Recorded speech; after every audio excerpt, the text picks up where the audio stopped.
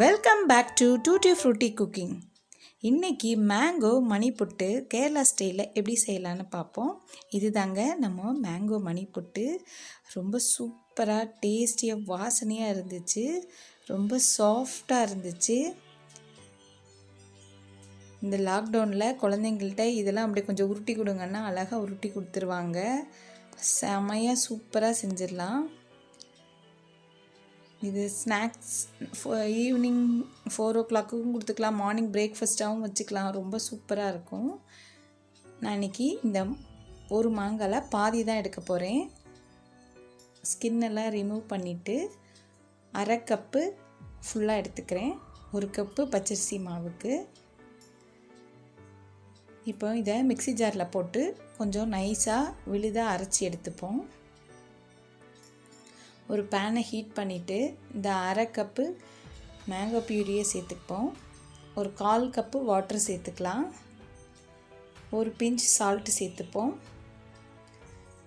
கொஞ்சம் நல்லா மிக்ஸ் பண்ணி கொடுத்துப்போம். இது கொதிக்கிறதுக்கு ஒரு 3 minutes ஆச்சுது. அதாவது ஒரு பாயில் வரணும் போதும்.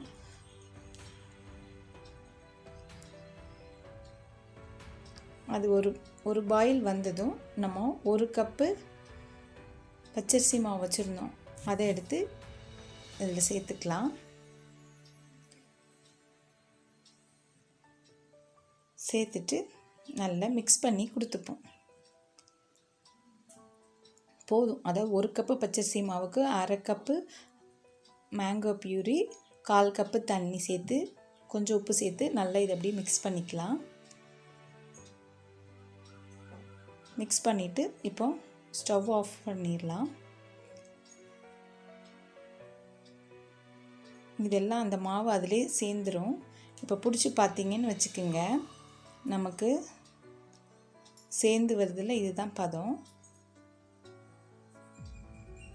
இப்போ இது சூடாக இருக்கும்போதே கொஞ்சம் மிக்ஸ் பண்ணி கொடுத்துக்கலாம்.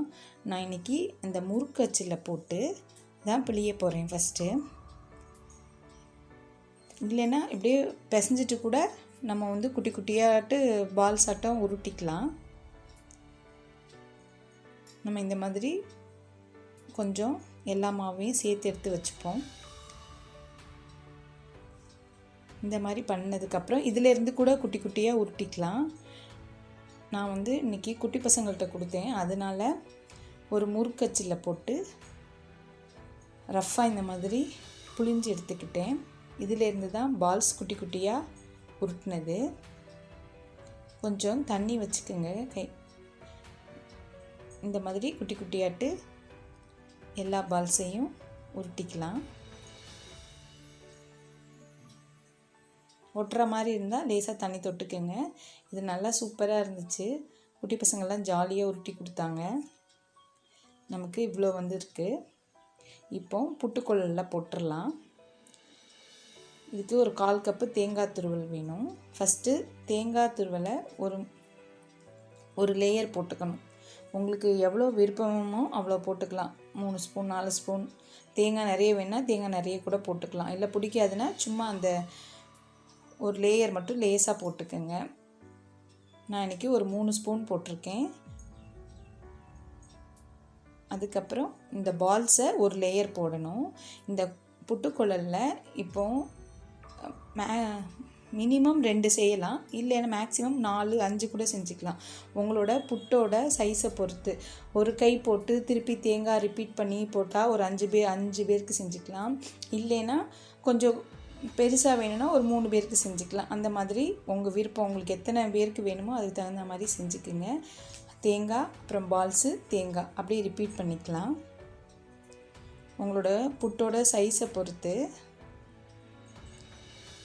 இதே சேம் ப்ராசஸ் தான். இப்போ போட்டாச்சு. இப்போ வந்து தேங்காய் கொஞ்சம் போட்டுக்கலாம். இது அவியும் போதே நல்ல மேங்கோ வாசனையோட, ஏற்கனவே புட்டு மனம், அதோட இந்த மாங்காய் வாசனையும் ரொம்ப சூப்பராக வந்திருந்தது. மாம்பழத்தோட வாசனை. இப்போ லாஸ்ட்டாகவும் தேங்காய் துருவல் போட்டுட்டு நம்ம வந்து ஸ்டீம் பண்ணணும். இது வந்து நான் குக்கருக்கு மேலே தான் வைக்க போகிறேன். இது அந்த மாதிரி உள்ள புட்டுக்குழல் தான். இந்த மாதிரி குக்கரில் தண்ணி வச்சுட்டு அதுக்கு மேலே ஸ்டீம் வரதில் இந்த புட்டுக்குள்ளே ஃபிக்ஸ் பண்ணி வச்சிட்டோம்னா ஒரு 7 மினிட்ஸு நல்ல வாசனையாக இருக்கும். ஒரு 2-3 மினிட்ஸ்லேயே ஸ்டார்ட் ஆகிடும். அப்படியே 7 மினிட்ஸ் கழித்து நம்ம புட்டு ரெடி ஆகிரும். அதுக்குன்னு ஒரு கம்பி கொடுத்துருப்பாங்க, அதை வச்சு தள்ளினோம்னா நமக்கு புட்டு இந்த மாதிரி ரெடி ஆகிரும். இந்த வித்துலேயும் செய்யலாம், பெருசாக இருக்குது பாருங்கள், அப்படியும் செஞ்சுக்கலாம். உங்களுக்கு எத்தனை பேருக்கு வேணுமோ அதுக்கு தகுந்த மாதிரி செஞ்சுக்கலாம். ரொம்ப சூப்பராக இருக்கும். சூப்பராக இருந்துச்சு. இப்போ நீங்கள் சுகர் சேர்த்துக்கலாம், உங்களுக்கு இல்லைன்னா ப்ரௌன் சுகர் கூட சேர்த்துக்கலாம். மில்க் இல்லைன்னா தேங்காய் பாலோட சர்வ் பண்ணலாம். உங்களுக்கு எது பிடிச்சிருக்கோ அது. ரொம்ப சூப்பராக இருந்துச்சு, வாசனையாக இருந்துச்சு. கண்டிப்பாக குழந்தைங்களுக்கு செஞ்சு கொடுங்க, லைக் பண்ணி சாப்பிடுவாங்க. ரொம்ப சூப்பராக இருந்துச்சு. எப்போ பார்த்தாலும் குழந்தைங்க மொபைலில் இருக்கிறாங்களா, அவங்களுக்கு இந்த மாதிரி கொஞ்சம் வேலை கொடுத்திங்கன்னா அவங்க இன்ட்ரெஸ்ட்டாக செஞ்சு தருவாங்க. அவங்களுக்கும் டைம் பாஸ் ஆகும். இந்த வீடியோ பிடிச்சிருந்தா லைக் பண்ணுங்கள், ஷேர் பண்ணுங்கள், சப்ஸ்கிரைப் பண்ணுங்கள், all icon bell icon click பண்ணுங்கள்.